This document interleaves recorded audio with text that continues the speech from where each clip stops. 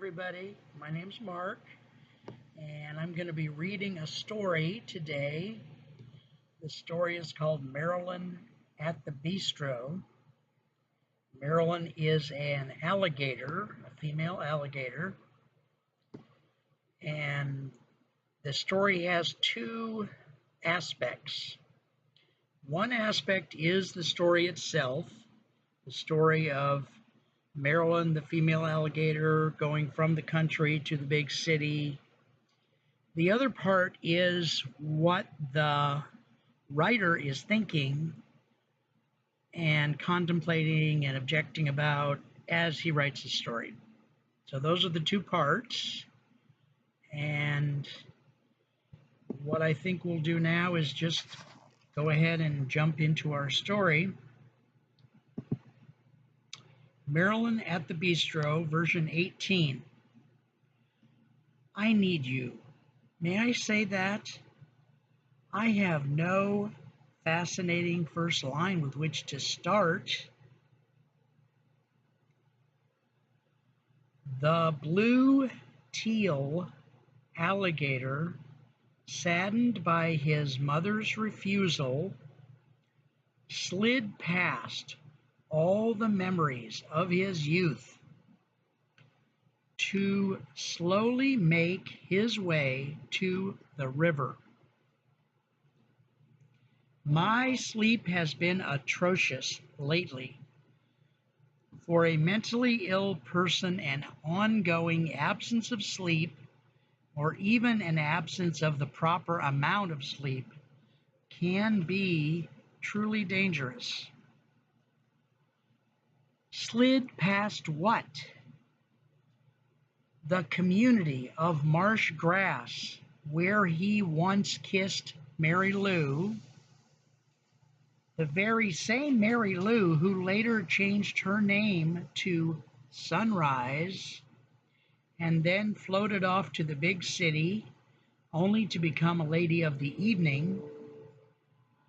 Sunrise, the woman alligator, not the event, did summon the power, the wherewithal, to pull out of her trauma, her humble beginnings, and as they say, she made something of herself.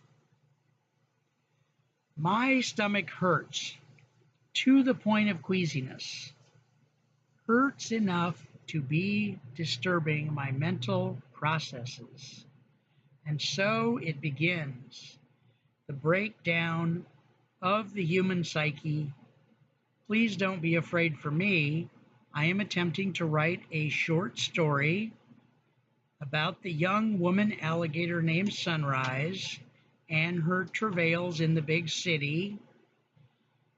Usually, writing helps my mental state, and with the gray paint on the walls as my witness, I am writing, not falling yet into desuetude. Just now I am writing, attempting to write my way away from yet another breakdown. Sunrise, who began now to call herself Marilyn, both as an homage to her birth name Mary Lou, and yet to give herself some sophisticated big city identity, found both to her horror and delight that sleeping with men had its privileges if a woman knew how to play her cards right.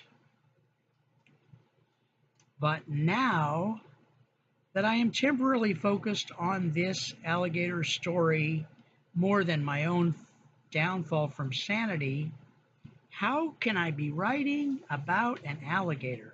I mean, really, an alligator who goes to the big city? And how dare I present not only a trope of country woman goes to the big city, let alone is my story sexist in any way? I worry about being sexist these days, often, more than often. The turn came the night Marilyn was having a fancy dinner with her client, Ambrose, a ridiculous yet powerful man, a calm yet highly nervous man who, even to this day, is unable to glue together a personal relationship of any kind to save his soul.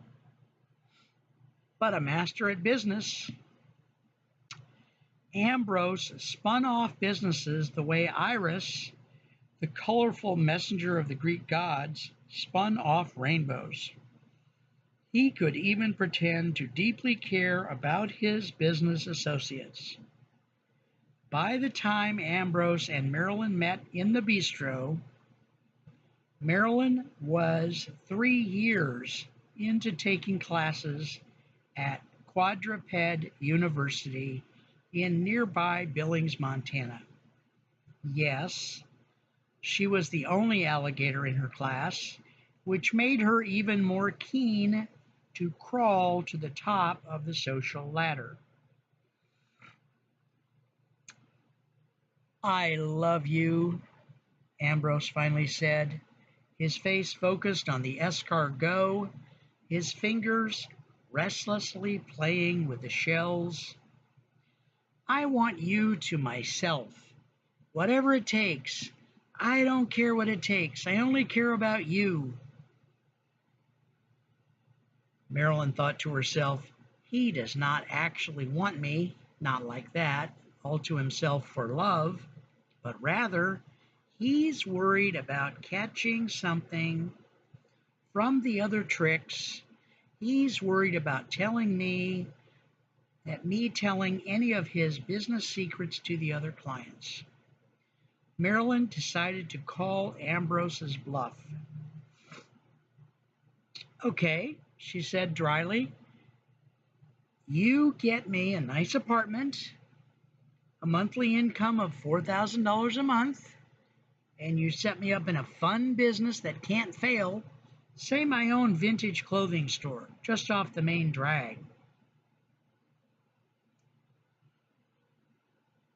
Ambrose's collarbone twitched as he listened to Marilyn's comments, as he listened to her idea of what the arrangement might look like.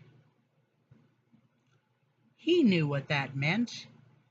He excused himself to the restroom.